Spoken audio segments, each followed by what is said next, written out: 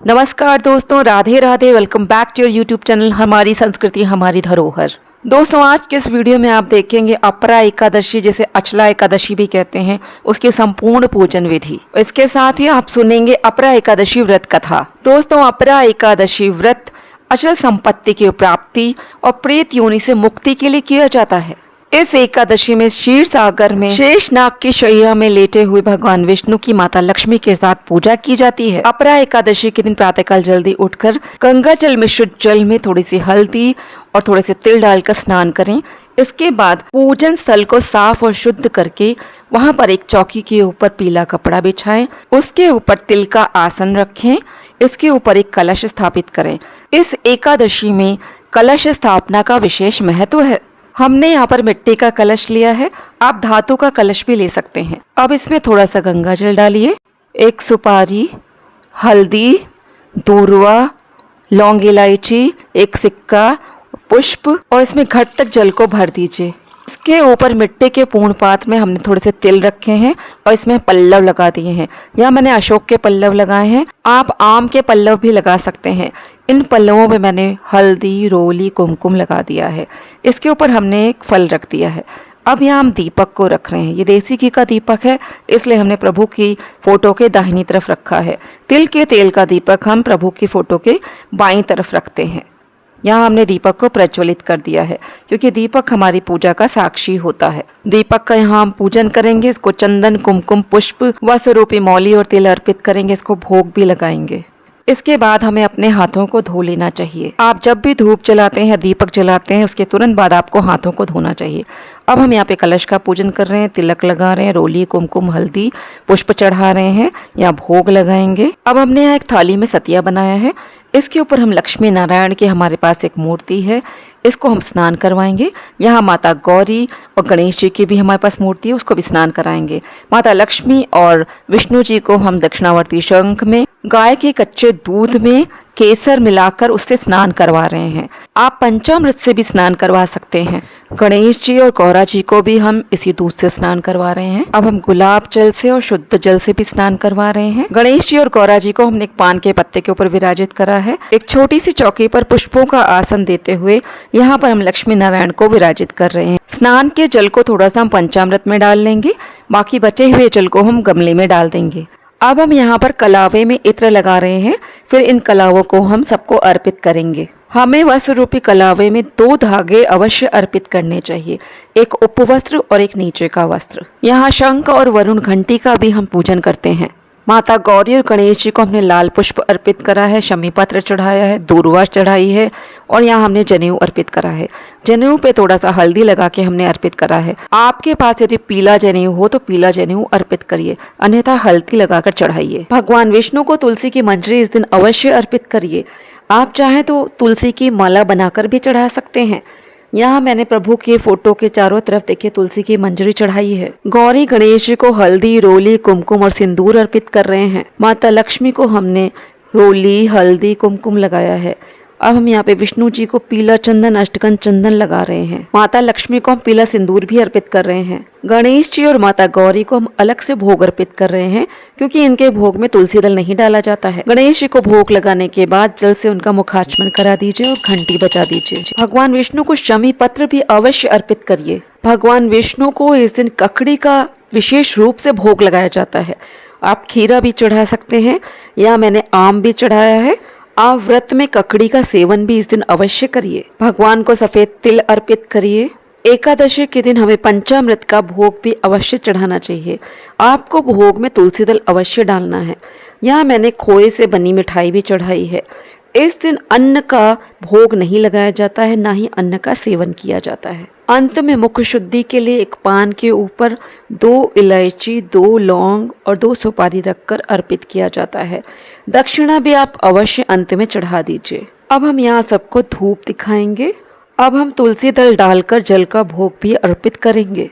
धूप, दीप, नैवेद्य चढ़ाने के बाद अब हम एकादशी पुस्तक का भी पूजन करेंगे और हाथ में पुष्प और तिल लेकर एकादशी कथा को पढ़ेंगे अथवा सुनेंगे।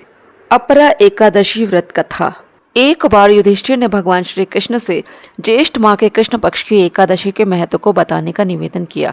तब भगवान श्री कृष्ण ने बताया कि ज्येष्ठ कृष्ण एकादशी को अपरा एकादशी कहते हैं। इसका दूसरा नाम अचला एकादशी है। इस व्रत को करने से प्रेत योनि, ब्रह्म हत्या आदि से मुक्ति मिलती है। एक समय की बात है, एक राज्य में महीध्वज नाम का राजा शासन करता था। उसका छोटा भाई वज्रध्वज बड़ा ही पापी था। वह अधर्म करने वाला, दूसरों के साथ अन्याय करने वाला और क्रूर था। वह अपने बड़े भाई महीध्वज से घृणा और द्वेष करता था। इसके परिणाम स्वरूप उसने अपने बड़े भाई के खिलाफ साजिश रची और एक रात उसने बड़े भाई की हत्या कर दी। उसके शव को ले जाकर जंगल में एक पीपल के पेड़ के नीचे गाड़ दिया। राजा महीध्वज अकाल मृत्यु के कारण प्रेत योनि में प्रेतात्मा बनकर उस पीपल के पेड़ पर रहने लगे। फिर वह प्रेतात्मा राजा बड़ा ही उत्पात मचाने लगा। एक दिन वहां से धौम्य ऋषि गुजर रहे थे। तभी उन्होंने उस प्रेत की आवाज सुनी, उसको पीपल के पेड़ पर देखा। उन्होंने अपने तपोबल से उस प्रेत राजा के बारे में सब कुछ पता कर लिया। तब उन्होंने प्रसन्न होकर प्रेतात्मा को पेड़ से नीचे उतारा और परलोक विद्या के बारे में ज्ञान दिया। धौम्य ऋषि ने उस प्रेतात्मा राजा को प्रेत योनि से मुक्ति दिलाने के लिए स्वयं ही अपरा एकादशी का व्रत रखा।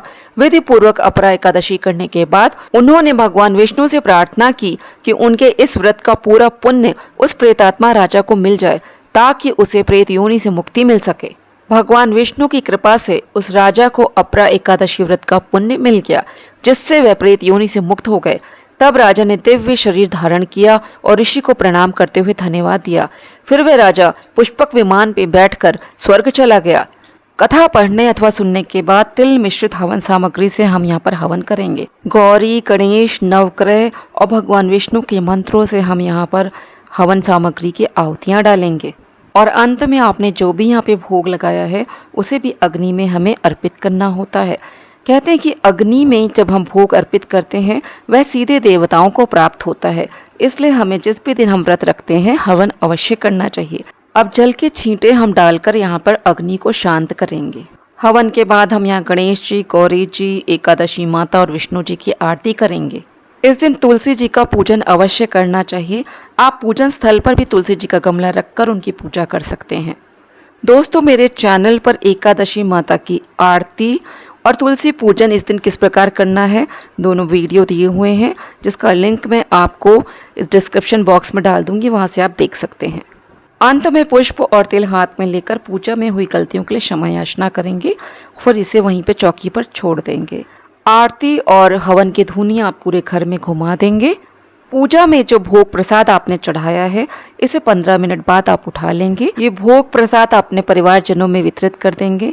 थोड़ा सा आप फलों का दान भी कर सकते हैं और स्वयं भी इस प्रसाद को ग्रहण करिए। ये जो आपने दक्षिणा चढ़ाई है किसी गरीब को आप दे सकते हैं अथवा पंडित जी को दान में दे सकते हैं। जनेऊ भी आप पंडित जी को दान में दे सकते हैं, या घर में कोई जनेऊ धारण करता है तो आप उसको दे सकते हैं। पान, सुपारी, लौंग, इलायची आप पंडित जी को भी दे सकते हैं, अथवा घर में कोई खाता हो तो आप उसको भी दे सकते हैं। कलश के पत्ते, पुष्प, दूर्वा, शमी पत्र आदि को आप या तो भूमि विसर्जन कर देंगे दूसरे दिन, अथवा आप इनको विसर्जित भी कर सकते हैं।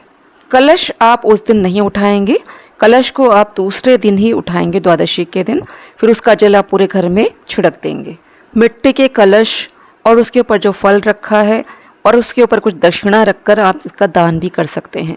यदि आपको दान के लिए कोई व्यक्ति नहीं मिलता है तो आप इस फल को स्वयं भी ग्रहण कर सकते हैं, परिवारजनों को दे सकते हैं, और इस कलश को आप घर में किचन में यूज़ कर सकते हैं। कलश में जो हल्दी है, सुपारी है, इन्हें आप सुखा लेंगे और जब भी दोबारा कलश बनाएंगे तो आप उसमें इसको डाल सकते हैं। सिक्के को भी आप रख लेंगे, उसे भी दोबारा कलश बनाने में डाल सकते हैं। लौंग, इलायची को आप इस्तेमाल कर सकते हैं, उसके जल को आप पौधे में डाल सकते हैं। तो दोस्तों, आज के वीडियो में आपने देखा कि अपरा एकादशी की पूजन विधि किस प्रकार से है।